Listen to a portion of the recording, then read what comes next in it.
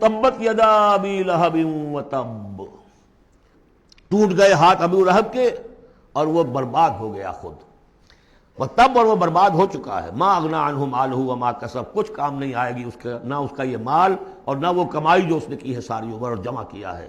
سیصلی نارا ذات لہب، وہ جھونکا جائے گا آگ میں جو بھڑکتی ہوئی آگ ہے۔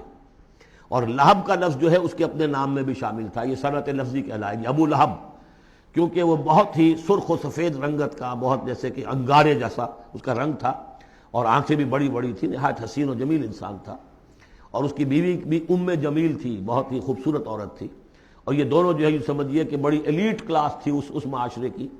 اس کے پاس منصب تھا، یہ خزانہ، وزیر خزانہ تھا حرم کا، چنانچہ اس کے بارے میں مشہور تھا کہ اس میں سے اس نے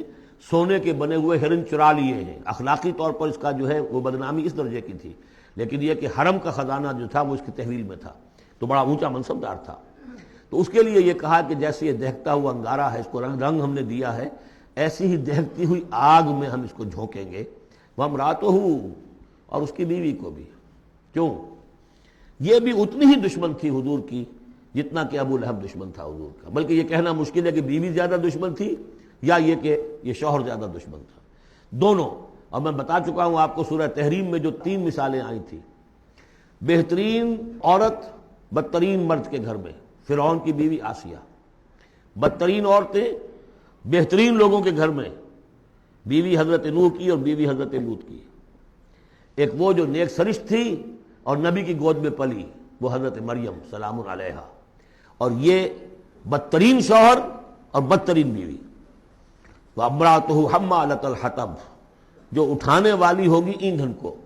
عام طور پر لوگ سمجھتے ہیں کہ وہ بخیل تھی، وہ ایندھن لے کے آیا کرتی تھی، یہ بات نہیں تھی، وہ بڑی اس معاشرے کی جو ہے وہ بڑی، جس کو آپ فرسٹ لیڈی کہتے ہیں، اس طرح کی خاتون تھی۔ اصل مطلب یہ ہے کہ یہ اس وقت جو حرکتیں کر رہی ہے یہ اپنے شوہر کے آگ کے گڑھے کو اور بھڑکانے کے لیے ایندھن لا رہی ہے۔ فی جیدہا حبل من مسد، اس کے گلے میں جو یہ ہار پڑا ہوا ہے موتیوں کا، حقیقت میں یہ اس رسی کے مانند ہے جس رسی کے اوپر یہ اب جائے گی آخرت کے اندر، تو وہ لا کر ایندھن اسے باندھ کر، اور جہاں شوہر جل رہا ہوگا وہاں پہ اس کو ڈالے گی اور دہکائے گی اس آگ کو۔